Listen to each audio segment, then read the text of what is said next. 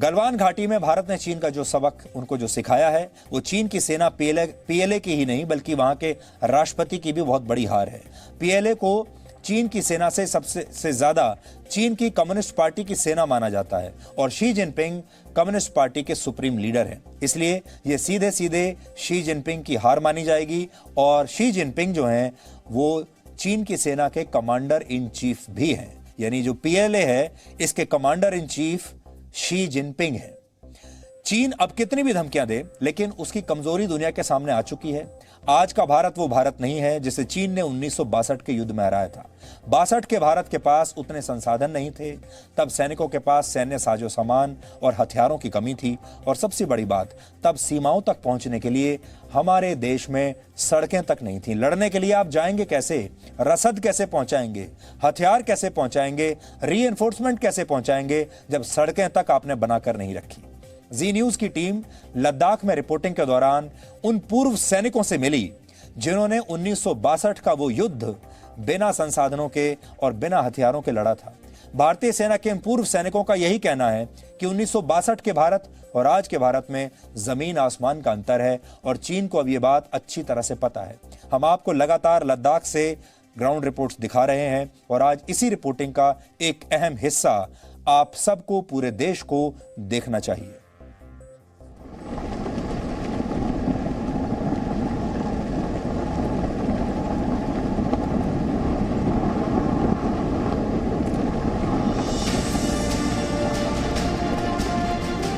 नए बने हुए इंफ्रास्ट्रक्चर की वजह से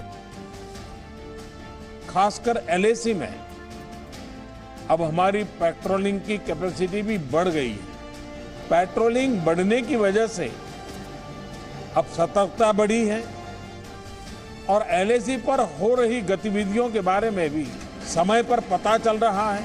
जिन क्षेत्रों पर पहले बहुत नजर नहीं रहती थी अब वहां भी हमारे जवान अच्छी तरह से मॉनिटर कर पा रहे हैं, रिस्पॉन्ड भी कर पा रहे हैं।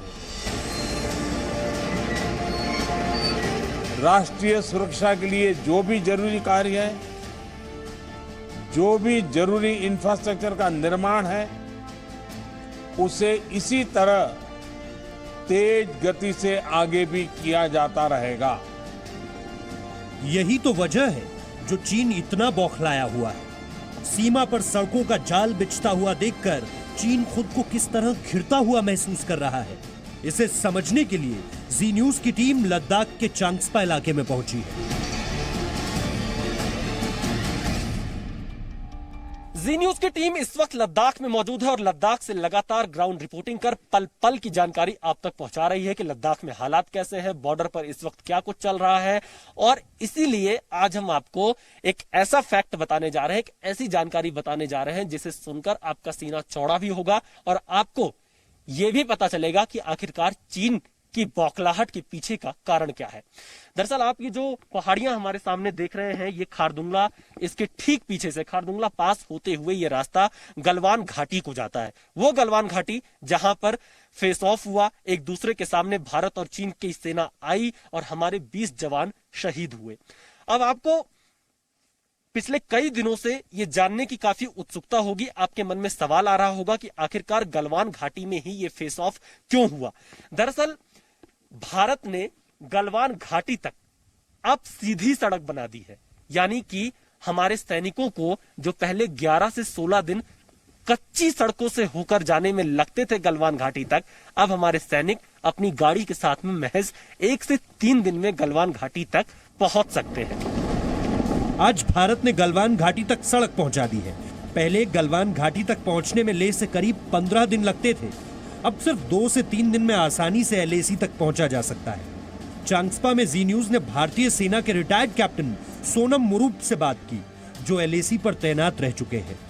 वो बता रहे हैं कि भारत की सड़कों से चीन कैसे उखड़ा हुआ है।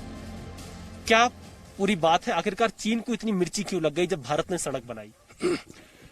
सर, गलवान घाटी के लिए जाने का रास्ता मेन रोड ये है, ये जो खरदोंगला है, खरदोंगला से होता हुआ शायोक में जाता है, शायोक से फिर गलवान की तरफ रोड बनाया है। मेन चीज जो आपने पूछा है, जो चाइनीज को जो मिस्ट्री लग गया, ये जो हमने रोड नया बनाया और ब्रिज बनाया, उसके लिए उस कारण से जो है ना तब से हमारा जो रोड और उसके लिए एक्टिविटीज किया था, तब से चीनीज को जो है नींद जग गया और उसको मिशीन लग गया। ये इससे ये एक्टिविटीज हो रहा है। जो एक्टिविटीज पहले रोड था बिल्कुल कच्चे रोड था, जबकि हम लोग यहाँ से 118 बार इसी रिवर को क्रॉस करना पड़ता था, जबकि 11 दिन या 12 दिन भी लगता था। अभी 2 दिन में पहुंचता है, चाइनीज के इलाके में पहुंच जाता है। इसलिए उनको जो है ना बिल्कुल दिल में जो है ना उनको खून उबला है। इन्होंने रोड बनाया, कभी भी किसी भी टाइम पर हमारे ऊपर अटैक कर सकता है। इन्होंने ब्रिज बनाया, इसीलिए हमारे ऊपर कभी किसी भी टाइम पर आ सकता है, अटैक कर सकता है। लद्दाख में रिपोर्टिंग के दौरान जी न्यूज की मुलाकात 1962 का युद्ध लड़ चुके नायक एलहुड जॉर्ज से हुई, जो लद्दाख के साबू गांव में रहते हैं। उन्हें अभी भी याद है कि चीन ने कैसे भारत को धोखा दिया। 62 की बात है कि ऑल ऑफ सडन किसी को कुछ पता नहीं था कि चाइनीज इस तरीके से करेगा, लेकिन उनका मूवमेंट हम देख रहे थे। जो एक्सपेक्ट भी नहीं कर रहे थे कि इस तरीके से सडन जंग होगा या इसके, क्योंकि मैं समझता हूँ इंडिया खुद भी जंग करने की प्रिपरेशन में नहीं थे। इंडिया धोखे में आ गए थे कि हिंदी चीनी भाई भाई चोइन ला के रहे थे, तो उसी में हमने सोचा कि हम अमन पसंद लोग हैं, शायद ये ठीक ही कह रहे होंगे, अमन पसंद है तो इन लोगों, लेकिन उन्होंने हमारे साथ धोखा किया। 1962 की जंग तो चीन ने धोखे से जीत ली, लेकिन अब वो दोबारा ऐसी भूल करने की सोच रहा है तो ये उसको बहुत महंगा पड़ेगा, क्योंकि ये 1962 वाला भारत नहीं है जब हमारी सरकार हिंदी चीनी भाई भाई के नारे में डूबी थी और हमारी सेना युद्ध के लिए तैयार नहीं थी। लेकिन अब वक्त बदल चुका है। अब भारतीय सेना के पास ना तो हथियारों की कमी है और ना ही चीन की सीमा तक पहुंचने के लिए सड़कों की।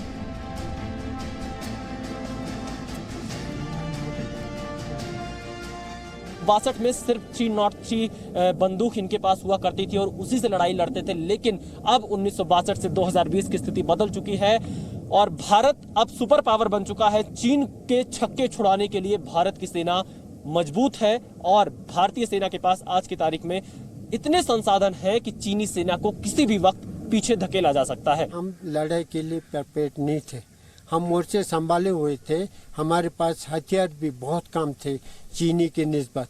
उनके पास ऑटोमेटिक गन थे, राइफल्स थे, हमारे पास 303 राइफल्स थे जो बहुत पुराने राइफल्स थे। एक किस्म का में चाइनीज ने हमको जगह दिया 62 में, उसके बाद 62 में जगाने के बाद हम अब बहुत प्रिपेयर हैं। उसके निस्बत जमीन आसमान का फर्क है। तब गवर्नमेंट को सबको भी पता लग गया कि ये खाली अमन कहने से काम नहीं चलने वाला है। कभी न कभी हम पर कुछ नहीं तो पाकिस्तान हम पर हमला करेगा, चाइना हम पर हमला करेगा और भी कोई हम पर हमला हो सकता है। इसलिए अब डिफेंस में काफ़ी जोर दिया गया, लेकिन उस 62 के निस्बत आज अगर हम देखेंगे तो हम बहुत ही तैयार है।